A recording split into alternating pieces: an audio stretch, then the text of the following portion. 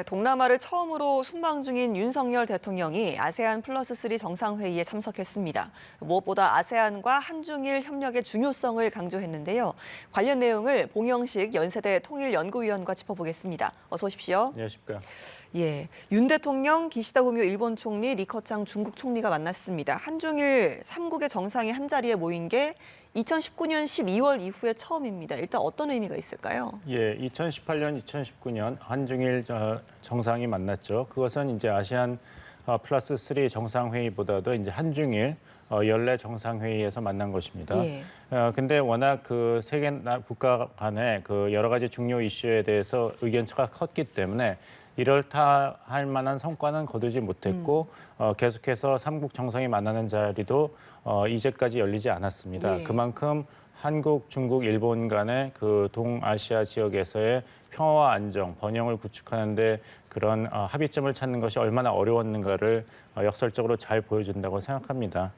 그래서 이번에 윤석열 대통령께서 이제 발언에서 그 한중일 삼국 협력 메커니즘 활성화를 기대한다. 한국이 여기서 모종의 역할을 하겠다 하는 것은 그동안 중단돼 왔던 연례 한중일 정상회담을 예. 한국이 의장국인 내년에 개최하는 것을 희망한다는 메시지를 전달한 것입니다. 예. 그래서 그 얼마나 이제 한중일 삼국이 정상회의에서 영내의 번영과 안정을 위해서 실질적인 결과를 도출해낼 수 있을 것인가가 아마 내년 아시아 태평양 지역, 특히 한국, 중국, 일본 삼국 관계에서의 관전 포인트라고 말씀드리겠습니다. 쉽지는 않습니다. 예를 들어서 2015년 박근혜 정부 때 우리 정부가 의장국으로 한중일 정상회의를 서울에서 개최했습니다. 그때 아베 총리가 일본에서 왔고 리커창 총리가 중국에서 왔고 박근혜 대통령이 의장국이었는데 예.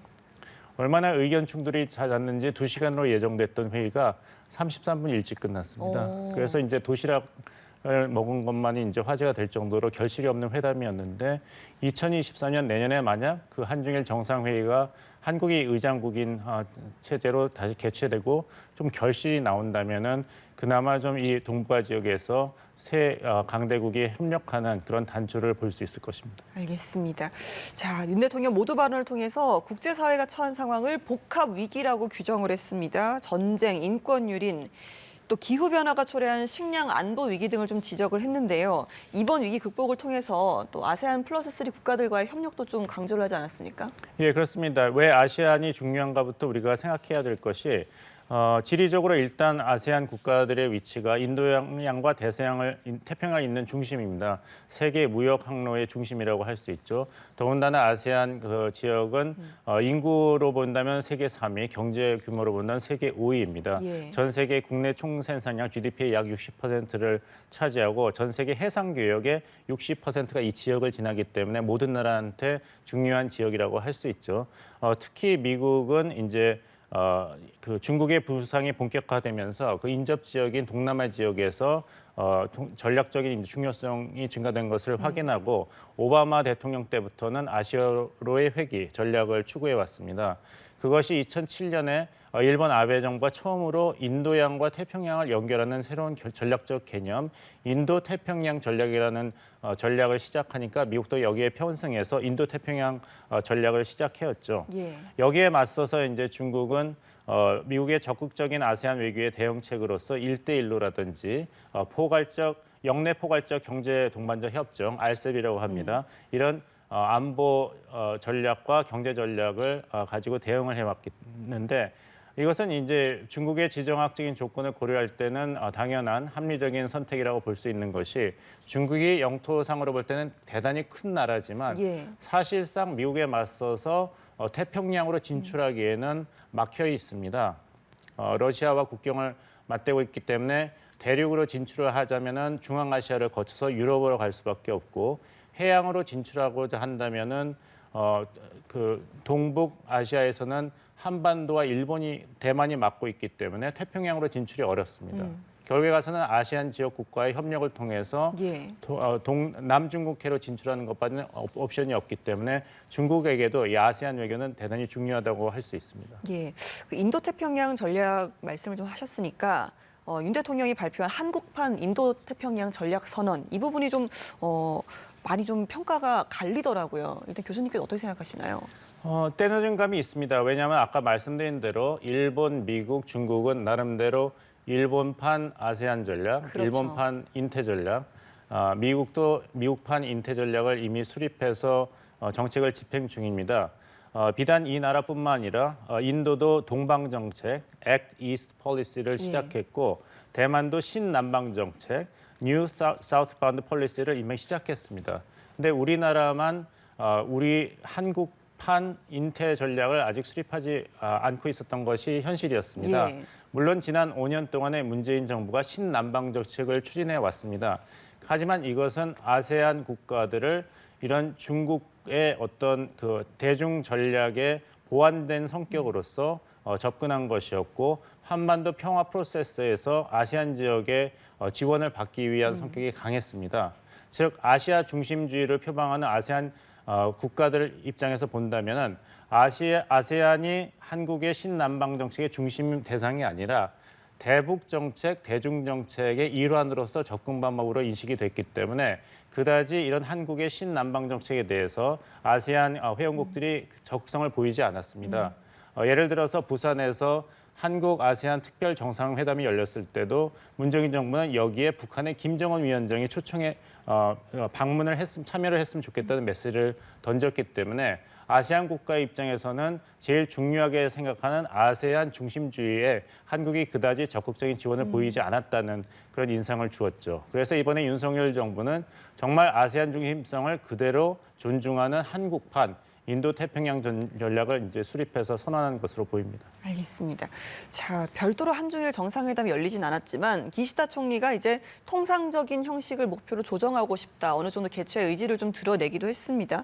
한일 정상회담 이번 순방 과정에서 좀 극적으로 성사될 가능성도 있을까요? 이거는 아무래도 지켜봐야 될 문제 같습니다. 지난번 유엔 총회 기간 동안에 이제 한일 정상회담이 약식으로 열렸는데 그것이 과연 정식 한일 정상회담으로 바라봐야 될 것인지 아닌지는 아직도 논란의 여지가 많지 않습니까? 하지만 더 중요한 것은 예정되어 있는 한미일 3자 정상회담이라고 말씀드리겠어요. 왜냐하면 잭 설리반 백악관 안보보좌관이 공개적으로 기자단에게 이야기했습니다. 그 한미일 정상회의 자리는 그 전에 있을 한중일 3자 정상회담에서 어떤 논의가 오갔는지 한반도의 안보와 평화를 포함해서 거기에 대해서 한국과 미국과 일본이 상호 신뢰를 바탕으로 더 깊은 대화를 논의를 할 수 있는 장이다 이렇게 얘기를 했거든요. 그러니까 이제 한미 양자회담뿐만 아니라 한일 양자회담이 열리는 것도 중요하지만 더 중요한 것은 어떻게 한국, 미국, 일본이 공동 보조를 상호 이런 위협 요소에 대해서 대처할 것인가가 확고하게 결정되는 자리이기 때문에 특히 중간 선거에서 예상 밖으로 약진을 한 민주당 바이든 정권이 앞으로 이런 국정의 추동력을 확보한 상태에서 동맹국인 한국과 일본과 어떻게 새로운 외교 안보 협력 관계를 정립할 것인가 그것을 주목해야 합니다. 알겠습니다. 2019년 이후에 처음 만난 3국 정상들 비공개 회의도 진행됐을 것으로 좀 예상이 되기도 하는데요. 어느 정도 구체적으로 좀 협력 방안이 나왔을 거라고 생각을 하시나요? 아무래도 그 주요 협력 분야는 일단 한국, 일본, 미국 입장에서는 북한의 고도화된 위협 그리고 도발 행위를 어떻게 관리하고 제어할 것인가 이것이 논의될 것이고 특히 중국에 대해서는 중국 책임론 중국이 계속해서 북한의 이런 도발 행위, 그 한반도에서 긴장을 고조시키는 행위를 방치할 것인가, 유엔 안보리에서도 이렇게 그 비토권을 계속 행사한다면은 과연 어떤 대안이 있는가를 추궁하는 자리가 될 것이고 아세안 국가에 대해서는 아세안 국가는 중국과 미국 사이에서 어느 한쪽으로 편들기가 굉장히 정치적으로 부담스럽기 때문에 비전통 안보 분야에서의 협력 강화를 원하고 있습니다. 예를 들면 해상 안보라든지 에너지 지원, 기후 변화에 대한 대응, 경제 협력을 원하기 때문에 아무래도 이 분야에 있어서 아세안 회원 국가들과 미국, 중국, 한국, 일본 역외 국가들이 어떻게 협력할 것인가가 논의될 것입니다. 알겠습니다. 내일은 또 5개월 만에 한미일 정상회담이 열립니다. 최근에 북한의 도발이 좀 이어지는 만큼 회담 이후에 좀 새로운 대북 제재가 나올 가능성은 좀 얼마나 보시나요? 미국도 그렇고 한국의 윤석열 정부도 보면은 4월부터 북한의 7차 핵실험은 기술적인 준비는 끝났고 정치적인 결정의 문제다. 시간 문제다 이런 입장을 고수해 왔습니다. 그래서 일각에서 그렇다면은 7차 핵실험에 대한 한국, 미국, 일본 그리고 국제사회의 대응은 어떻게 될 것인가? 그 대응에 또 다른 유엔 안보리 결의안, 대북 제재가 포함되냐는 질문을 했을 때 여기에 한국과 미국은 그다지 큰 희망을 걸지 않는 것이 명확해졌습니다. 네. 왜냐하면 아까 말씀드린 대로 미국과 척을 지고 있는 중국 그리고 우크라이나 전쟁을 계속하고 있는 러시아가 계속해서 상임 이사국으로서 비토권을 행사할 것이기 때문에 새로운 대북 결의안이 통과되기는 사실상 어려운 것이고 이전에 연초에 한번 시도됐습니다만 예상대로 불발로 끝났습니다.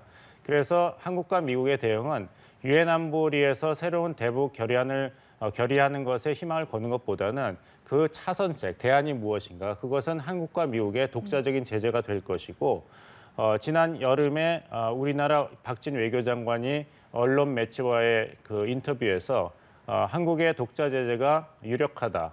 특히 북한의 돈줄을 죄는 사이버 절도를 국제사회와 협력해서 제어할 것이다. 이런 이야기를 했고 또 공교롭게도 제이크 설리반 백악관 안보보좌관이 국제사회와 사이버 테러에 대해서 어떻게 공동 대응할 것인지 노력을 더 배가하겠다는 이야기를 했습니다. 예. 그렇다면은 이런 것을 다 종합해 본다면은 유엔 안보리의 새로운 대북 결의안을 기대하기보다는 한국과 미국은 첫째는 서로 그 핵 억제 전략을 공고히 하는 연합훈련이라든지 준비태세를 강화할 것이고 두 번째는 북한 정권의 돈줄이 되고 있는 사이버 절도를 제한하는 그런 쪽의 노력을 경주할 것으로 예상됩니다. 알겠습니다. 또 순방 기간에 별도로 또 한미 회담도 하기로 했는데요. 북핵 이슈 이외에도 우리 전기차 보조금 차별 문제 이 부분이 좀 쟁점이 될 전망인데 어느 정도 한국산 전기차의 불이익을 줄이는 실질적인 조치가 나올 수 있을까요? 그것은 기대하기 어렵다고 봅니다.